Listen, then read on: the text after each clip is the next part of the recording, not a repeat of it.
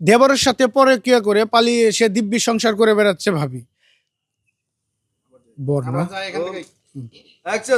দেবরের সাথে পরকীয়া করে পালিয়ে এসে দিব্যি সংসার করছে ভাবি। স্বামী এসে হাতে নাতে ধরলো, বিস্তারিত জানার চেষ্টা করবো তাদের কাছ থেকে। এই যে আপু, এই যে আমরা যে ঘটনাটা শুনলাম যে আপনি কিনা আপনার স্বামীকে রেখে দেবরের সাথে পরকীয়া করে পলায় চলে আসছেন, ঘটনাটা কতটুকু সত্য? এটা সত্যি কথাই। আইমুনাতে কি করতাম, এই যে দেখেন না আমার স্বামী কোনো কিছু চাইলে দিয়েই না, তা দেয় না, টাকা পয়সা থেকে শুরু করে মানে যেটাই চাই না ছাড়ো কমরাতে দিমু, মানে কোনো দিক থেকে সুখ শান্তি নাই। আবার কোনো জায়গায় গেলে ভালো করে একটা কথা নাই, যদি কই যে তুমি কই যাও, মানে ওনার যে কথার স্টাইল শুনলেই মানে মাথায় নষ্ট, মানে কোনো কিছুতে আমার ভালো লাগে না, মানে ওই আমার পছন্দই করে না। এর লেগে ভাল লাগছে দেওয়ার লেগে। আর একটা কথা শুনেন, এখনকার যুগে কি মাসে আকিস বিড়ি খায় কখনো দেখছেন? না না, এখন তো আসলে আকিস বিড়ির চল নাই এখন তো। এই বিড়ি খায় এই যে ফকির। আর আমার দেবর দেখেন কত সুন্দর ড্যান্স ও সিগারেট খায়, মানে যখন টান দেয় না মনে হয় আমার গালে কিস দেয়, সেই ভালো লাগে। এর লেগে মানে সব দিক থেকে ভালো লাগে, দেখে আমার লাগে আয়া পড়ছি। আর আমার বুঝতে পারছি দর্শক, আমরা যেটা জানতে পারলাম যে উনার স্বামী নাকি উনাকে ভালোবাসেন এবং কি উনার স্বামী কিছু কার্যকলাপ করে যেগুলো তার পছন্দ হয় না, এটার জন্য সে দেবরের সাথে পালায় চলে আসছে। আমরা এখন তো তার সাথে কথা বলার চেষ্টা করব। আচ্ছা ভাই, আসসালামু আলাইকুম। ওয়ালাইকুম সালাম। এই যে আপনার স্ত্রী যে আপনার বিষয়ে যে অভিযোগগুলো তুলে ধরছে, এগুলা কি সত্য?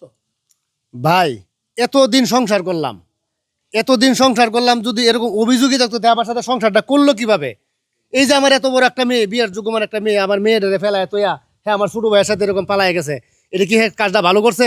না না, এই কাজটা একদমই ঠিক করে নাই আপনার স্ত্রী। কিন্তু উনি যেটা বললো যে আপনি কিছু কিছু কার্যকলাপ করেন যেগুলা উনার পছন্দ না। উনি একটা অভিযোগ করে আমি বিড়ি খাই, আকিস বিড়ি খাই। আমার যতটুকু সামর্থ্য আছে আমি তো সামর্থ্য অনুযায়ী খামো। আমি কি সামর্থ্যের ওভার কিছু করতে পারবো? না না না, এটা তো আসলে কোনো কিছু চাইলে যে দিতে পারেন না, এটা স্বীকার করেন না। কা- টাকা এতই কিপটার টাকা বালুসা। আর মানুষের টাকা পয়সা, আপনি তো বিয়ে করছেন না, আপনি টাকা পয়সা আপনার বউয়ের হাতে দেন না, ব্যবসা বাণিজ্য করেন না, যেটাই করেন। উনি গাছের ব্যবসা করেন, উনার কাছে লাখ লাখ টাকা থাকে। কে রে, আমি তো তোর বউ, আমার কি অধিকার নাই টাকা পয়সা নিজে কমরে থুবো? এই যে কমরে থুবো, না হলে বালিশের নিচে রাখবো। কে রে, আমি তো, আমার তো অধিকার আছে কর। আচ্ছা আচ্ছা, আপনার এই স্বামী আপনারে টাকা পয়সা দিত না, তার কোমরে টাকা গুজায় রাখতো। আপনি এখন যারা বিয়ে করছেন আপনার দেবর, সে কি আপনারা দেয়? হ, ও আমার দেয়, যা রোজগার করে টাকা পয়সা, মানে যখন যেটা চাই তখন সেটা এনে দেয়, মানে যখন যেটা খাইতে চাই, মানে সব দিক থেকে ভালো আছে এখন। আচ্ছা, বুঝতে পারছি। আচ্ছা এই যে ভালো আছে তো, সব দিক দিয়ে ভালো আছে, কয়দিন চলো না বুঝদারবা। ঠিক আছে, আমরা আচ্ছা এই যে আপনার মা যে এই কাজটা করছে, আপনার বাবাকে রাইখে আপনার চাচার সাথে পলায় চলে আসছে, এইটা আপনি কোন চোখে দেখতেছেন? আসলে দেখেন, আমার মায়ের সাথে আমার চাচার কিন্তু যায় না। আর আমি এত বড় একটা বিয়ের উপযুক্ত একটা মেয়ে, এখন কি আমার বিয়ে হবে? আমি সমাজে মুখ দেখাবো কিভাবে? আচ্ছা আচ্ছা, বুঝতে পারছি। হ্যাঁ, কথাটা আসলে সত্য যে বিয়ের উপযুক্ত একটা মেয়ে রেখে এরকম ভাবে অনৈতিক কাজ করাটা আসলে ঠিক না। আমরা এখন একটু কথা বলার চেষ্টা করব সেই দেবরের সাথে, যে দেবর কিনা বড় ভাইয়ের বউকে যাই না শুই না নিয়ে ভাইকে চলে আসছে। আচ্ছা ভাই, একটু যদি দাঁড়াইতেন। আচ্ছা, আপনি জানেন যে উনি আপনার ভাবি, তারপরে হচ্ছে আপনার ভাবির সাথে এই কাজটা কেন করলেন আপনি? ভাই আসলে ভাবি আমার ছোটবেলা থেকে মনে করেন যে পাইলে বড় করছে, আমার অনেক আদর করছে। আর আমি তো বাপ মার আদর পাই নাই। আমার আমার বাপ মা তো মরে গেছে অনেক আগে। তো ভাবিরে আমার এমনিতেই অনেক ভালো লাগে। আচ্ছা আচ্ছা, আপনার ভাবির আপনার ভালো লাগে বিধায় আপনি ভাবির সাথে পরকীয়া করে এই কাজটা করছেন। এই কাজটা কি আপনি ঠিক করছেন? এখন ভাই ঠিক বেঠিক বুঝি না ভাই, এখন করে লেছি যেহেতু, আর কি কম ভাই, এখন এটা আপনারাই কম।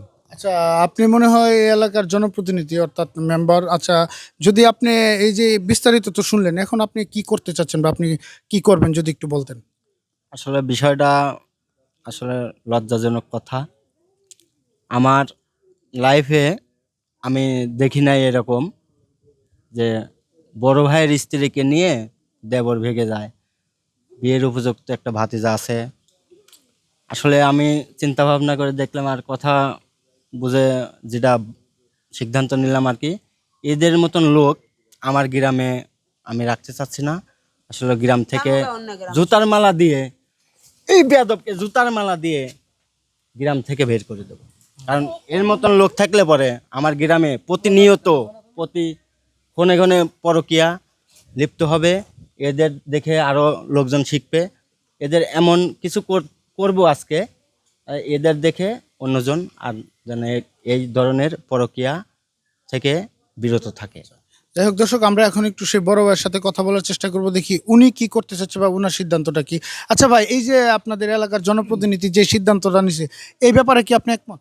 হ্যাঁ, আমি আমার জনপ্রতিনিধি, আমাদের গ্রামের মেম্বার, আমার প্রতিবেশী, উনি যারা সিদ্ধান্ত নিব, আমরা সবাই একই সমাজে বসবাস করি। সমাজের একটা নিয়ম শৃঙ্খলা আছে, সমাজের নিয়ম শৃঙ্খলা অনুযায়ী উনি মেম্বার হিসাবে যে সিদ্ধান্ত নিব, আমি এটার মধ্যে একমত।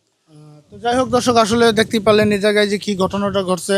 তো আপনারা একটা জিনিস কমেন্টে জানাবেন যে মেম্বার যে সিদ্ধান্তটা নিচ্ছে, এই সিদ্ধান্তটা নেওয়া কতটুকু যুক্তিযুক্ত। তো যাই হোক, আমাদের এই ভিডিওটা শুধুমাত্র বিনোদনের ক্ষেত্রে বানানো হয়েছে, ভিডিওটা কেউ সিরিয়াসলি নেবেন না। যদি আমাদের এই ভিডিওটা ভালো লাগে, লাইক কমেন্ট শেয়ার করে আমাদের পাশে থাকবেন।